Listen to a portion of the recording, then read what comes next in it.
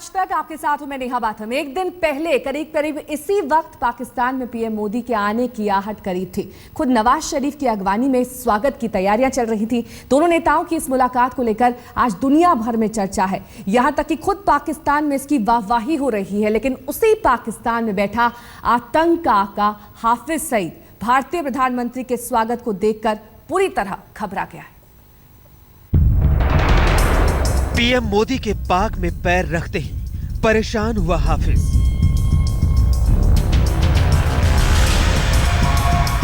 मोदी नवाज के हाथ मिलाते ही टूट गया आतंकी का हौसला।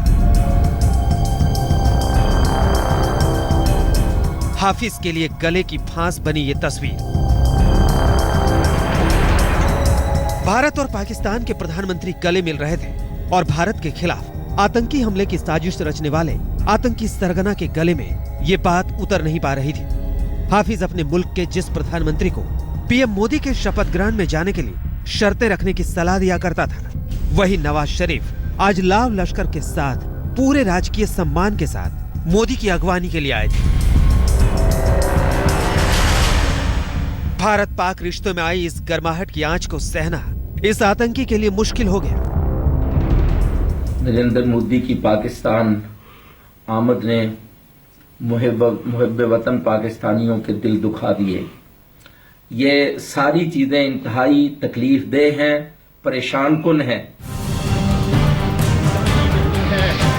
आतंक का ये सरगना बौखला गया जब पीएम मोदी ने उसी के गढ़ में रखा कदम।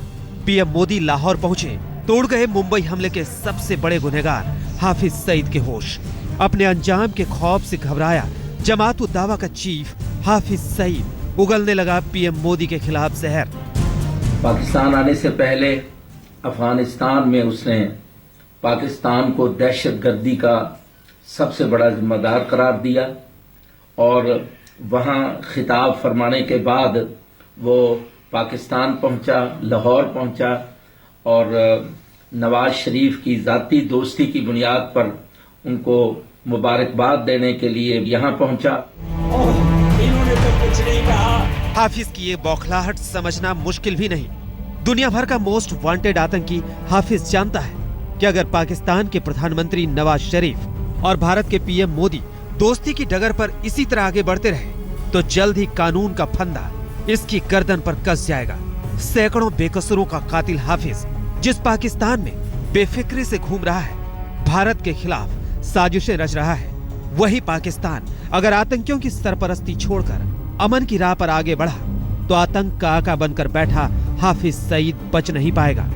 इसलिए जब नवाज शरीफ के न्योते पर पीएम मोदी शुक्रवार की शाम लाहौर पहुंचे तो बेचैन हो उठा हाफिज सईद। पीएम मोदी के खिलाफ जहर उगलने के साथ ही इस आतंकी ने अपने मुल्क के पीएम नवाज को भी गिदड़ भभकी दी। हम अपने वजीर आजम साहब से कहते हैं कि जाती दोस्ती अपनी जगह पर, लेकिन हम ऐसे कातिल और ऐसे सफाक और पाकिस्तान के दुश्मन का इस्तेकबाल इस तरीके से नहीं कर सकते। और वो कश्मीरी पूछ रहे हैं क्या जाती दोस्ती पर कश्मीर कुर्बान कर दिया जाएगा, और इसकी जिम्मेदारी सबसे पहले खुद नवाज शरीफ साहब पर आयद होती है कि ऐसा हुआ तो क्यों कर हुआ, कौम को मुतमईन कीजिए। कौम की नुमाइंदगी का दम भरकर मजहब के नाम पर भोली भाली आवाम को बरगलाने वाला, उन्हें आतंकी बनाने वाला मौत का यह सौदागर दे रहा है दुहाई। लेकिन भारत ने अब आतंक के खात्मे के लिए कमर कस ली है। अगर पाकिस्तान इस बार अपने वादे से नहीं मुकरा तो हाफिज और उसके जैसे तमाम आतंकी जल्द ही कानून की गिरफ्त में होंगे। ये हकीकत ही आतंक के आका हाफिज सईद की इस बौखलाहट का सबब है। आज तक ब्यूरो। भारत पाकिस्तान के रिश्तों में सुधार हो, शांति और अमन बहाल हो, आतंकी सरगना हाफिज सईद को यह बात कैसे रास आ सकती है? वो हाफिज सईद जो मोदी के शपथ ग्रहण के दौरान भी नवाज को नसीहतें देने से बाज नहीं आ रहा था। हाफिज सईद आज भी भारत में तबाही मचाने के लिए कैंप में आतंकियों की फौज तैयार करने में जुटा है।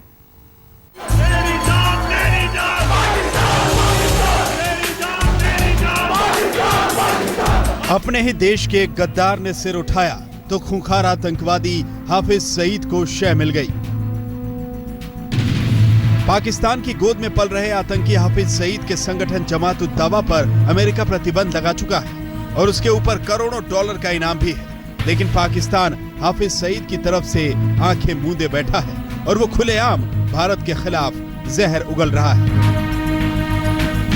यहाँ तक कि पेशावर में आतंकी हमले पर जहाँ पूरी दुनिया दहल गई थी, वहाँ आतंक के इस सरगना को आईने में भारत की ही तस्वीर नजर आ रही थी।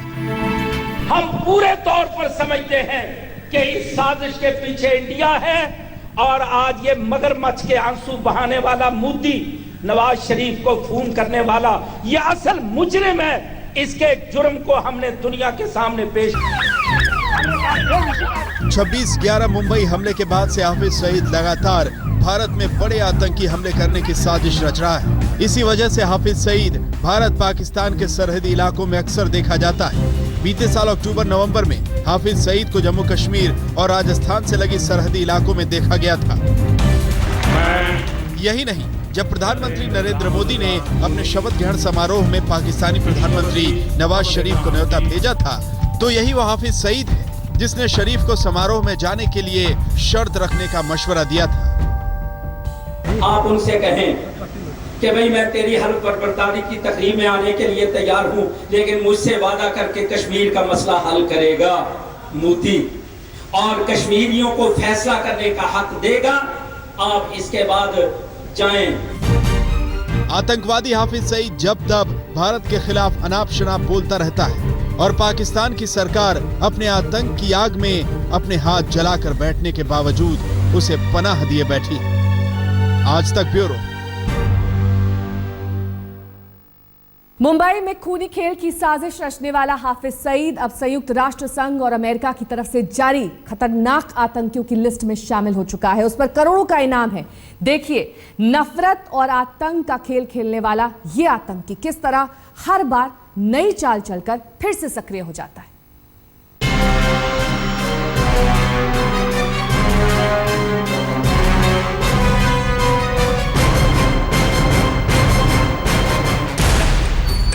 बेहद पुराना है आतंकवादी संगठन लश्कर का ये पैंतरा। कभी चेहरा तो कभी ठिकाना तो कभी नाम बदलकर दुनिया की आंखों में धूल झोंकने का उसका अपना आजमाया फरेब। मगर इस बार उसका मंसूबा नाकाम हो गया। अमेरिका पर 9/11 हमले के बाद लश्कर तैयबा पर पाबंदी लग गई थी, जिसके बाद हाफिज सईद ने पहली बार चली थी एक नई चाल। उसने लश्कर को एक नया नाम जमात-उद-दावा दे दिया। इसके बाद इसी नाम से वो पूरे पाकिस्तान और आसपास के इलाके में अपनी जिहादी कार्रवाई चलाता रहा। फिर मुंबई हमले के बाद दुनिया भर की सुरक्षा एजेंसियों की नजरों से बचने के लिए हाफिज सईद ने वही पुरानी चाल चली। जमात-उद-दावा यानी लश्कर के मजहबी चेहरे को अब एक बार फिर बदल दिया। जमात-उद-दावा बन गया था तहरीक-ए-हुर्मत-ए-रसूल। हाफिज सईद का इरादा साफ था, जब जब उसके आतंकवादी संगठन पर पाबंदी लगेगी वो इसी तरह अपना नाम बदलकर जिहाद का जहर उगलता रहेगा। कभी चैरिटी के नाम पर तो कभी मजहब के नाम पर। तो ये अमेरिका का जो एक फाइनेंशियल ऑफेंसिव जो लगाया है, ये अपने आप में इसने जमात-उद-दावा को एक बहुत सदमा पहुंचाया है। बड़ा जिसको कहते हैं कि उनके ऊपर एक किस्म से प्रेशर पड़ा है और ये प्रेशर जो है अब जो ट्रांसलेट होगा एक्टिविटीज पे ट्रांसलेट होगा। दरअसल मुंबई हमले के बाद संयुक्त राष्ट्र की सुरक्षा परिषद ने पाकिस्तानी संगठन जमात-उद-दावा पर भी पाबंदी लगा दी थी और उसके लिए इस नाम से दुनिया के किसी भी कोने में काम करना मुश्किल होने लगा था। इसीलिए हाफिज सईद ने नई चाल चली थी, ऐसी चाल जिसे वो पहले भी कई बार कामयाबी के साथ आजमा चुका था। लेकिन उसके इरादे अब भी उतने ही खतरनाक थे। वो अब भी दुनिया भर में जिहाद का डंका पीटना चाहता था, पहले की तरह बदले हुए नाम से। In fact, as far as Pakistan is concerned, the courts and prosecution, they have not found any solid proof against Jamaat-ud-Dawa and its leader. And as a matter of fact, there will be no great impact or adverse impact on Jamaat-ud-Dawa for this declaration. लेकिन संयुक्त राष्ट्र के बाद अब America ने भी जमात-उद-दावा को आतंकवादी संगठन घोषित कर दिया है। इतना ही नहीं, जमात के साथ साथ उसके सहयोगी संगठन तहरीक-ए-हुर्मत-ए-रसूल और अल-अनफाल ट्रस्ट को भी आतंकवादी संगठन करार दिया है। इसके साथ साथ अमेरिका ने इन दोनों संगठनों के लिए फंड जुटाने और नेटवर्क तैयार करने के इल्जाम में नजीर अहमद चौधरी और मोहम्मद हुसैन गिल को अंतर्राष्ट्रीय आतंकवादी भी घोषित कर दिया है। इन दोनों पर हाफिज सईद के लिए काम करने का इल्जाम।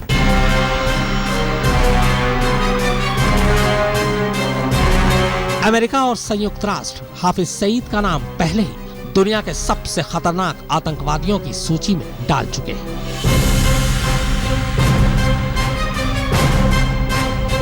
इतना ही नहीं, उसके सिर पर अमेरिका ने $10 मिलियन यानी करीब 60 करोड़ का इनाम भी रखा हुआ है। आज तक ब्यूरो।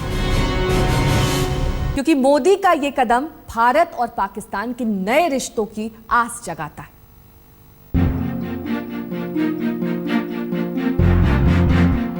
पीएम मोदी के सरप्राइज दौरे और नवाज शरीफ के साथ गर्मजोशी से मिलने की तस्वीरें अगर भारत के सियासी गलियारों में खलबली मचा रही थीं, तो पाकिस्तान में इसकी कम चर्चा नहीं थी। भारत पाकिस्तान के प्रमुखों के इस अनौपचारिक मुलाकात से माहौल बदलने लगा, जिसकी गूंज पाकिस्तानी मीडिया में भी सुनाई पड़ी। अखबारों में यह मुलाकात बड़ी सुर्खियां बनी। पाकिस्तान के अखबार द नेशन ने लिखा, यह आखिरी मिनट में तय किया गया प्लान था जो कमाल कर गया। पाकिस्तान के दिल में भारत के प्रधानमंत्री मोदी के 150 मिनट का दौरा सबके लिए सरप्राइज था। मोदी नवाज मुलाकात पर डॉन ने लिखा, पिछले 10 सालों में भारत के राष्ट्राध्यक्ष का यह पहला दौरा था। रायविंड के उनके घर में पीएम मोदी और नवाज शरीफ ने बातचीत भी की। पाकिस्तान के एक और अखबार द न्यूज ने यात्रा का ब्यौरा कुछ इस तरह से दिया। शुक्रवार सुबह 11:30 बजे पीएम मोदी ने नवाज शरीफ को फोन किया और पाकिस्तान आने की इच्छा जताई। शरीफ ने बताया कि वो लाहौर में है और उन्हें अपने घर आने का न्योता दिया। लाहौर एयरपोर्ट पर एयरफोर्स जंबो जेट विमान का उतरना और पीएम मोदी का रेड कारपेट वेलकम। पाकिस्तान के टीवी चैनलों पर ये तस्वीरें छाई रहीं। एक्सप्रेस ट्रिब्यून अखबार इस मुलाकात पर लिखता है, 3 युद्ध लड़ चुके दोनों देशों के रिश्तों को सामान्य करने की दिशा में लिया एक और कदम। पीएम मोदी ने ट्विटर पर इस सरप्राइज दौरे का ऐलान किया। बाढ़ झुक गए, बर्फ पिघल गई जब मोदी और नवाज ने हाथ मिलाया। नरेंद्र दामोदर दास मोदी। शपथ ग्रहण समारोह के वक्त से ही पीएम मोदी पाकिस्तान के साथ रिश्तों को नई कूटनीति से सुधारने की कोशिश में जुटे हैं। इस साल 30 नवंबर को पेरिस में जलवायु परिवर्तन पर बैठक के दौरान नवाज मोदी की मुलाकात और बातचीत भी दोनों देशों में खूब चर्चा में रही। इसके बाद हुई बैंकॉक में राष्ट्रीय सुरक्षा सलाहकारों की मुलाकात को इसी का नतीजा बताया गया। अब इस नई मुलाकात से दोनों देशों के बीच रिश्तों की एक नई सुबह की उम्मीद सरहद के आर और पार एक जैसी है। आज तक ब्यूरो। इस खास पेशकश में बस इतना ही। देश और दुनिया की तमाम खबरों के लिए आप देखते रहिए आज तक।